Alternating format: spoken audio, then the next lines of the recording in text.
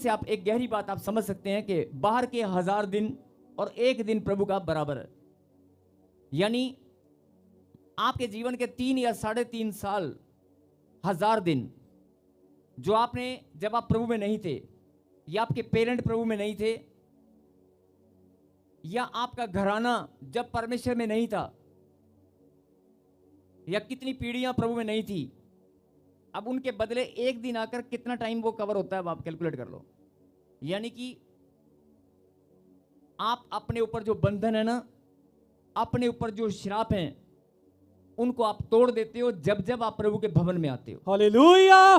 जब जब आप प्रभु के भवन में आते हो तो उन्हें आप तोड़ देते हो। आमीन। शैतान के हर एक बहाने को आप तोड़ देते हो, कैंसिल कर देते हो। यानी कि सीधा सा आपको मतलब समझ में आ गया। 1000 दिन जो प्रभु में नहीं थे आप, लेकिन अब आप प्रभु में हैं। अब एक दिन प्रभु में बिताया हुआ या प्रभु के आंगन में, परमेश्वर के भवन में आना 1000 दिन से उत्तम है। यानी कि आप कैलकुलेट करो कि कई लोग कहते हैं ना कि 2 साल हो गए, 3 साल हो गए, कई लोग बोलते हैं ना कि 4 साल हो गए। एक बहन आई, उसको 3 महीने में आशीष मिल गई। मैं 4 साल से आ रही हूं, उससे ज्यादा प्रार्थना कर रही हूं, लेकिन परमेश्वर का जो न्याय है वो तुझसे ज्यादा जानते हैं। उसके ऊपर बंधन कम थे, तेरे ऊपर श्राप और बंधन ज्यादा थे।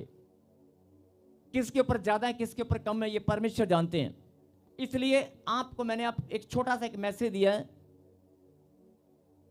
आप जब प्रभु में नहीं थे या प्रभु के भवन में नहीं आते थे, वो दिन एक दिन आकर आप उसको, जिनको समझ में आ गया वो हाथ खड़ा करें। समझ में आया कि नहीं आया? यानी आप जो बोल रहे हैं ना कि 5 साल हो गए मुझे आते हुए, आपका घराना, आपके परिवार, आपकी पीढ़ियां कितने टाइम से प्रभु के घर में नहीं आ रही थी?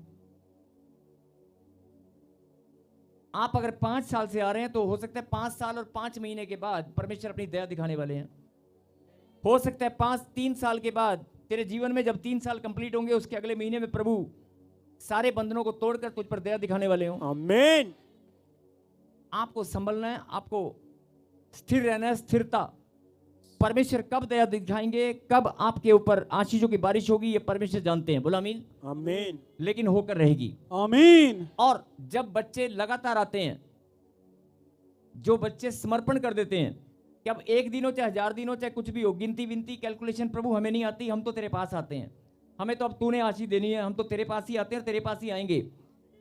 जब ऐसी भावना से बच्चे समर्पण करते हैं तो परमेश्वर भी उनके ऊपर, हो सकता है परमेश्वर का दिल, परमेश्वर का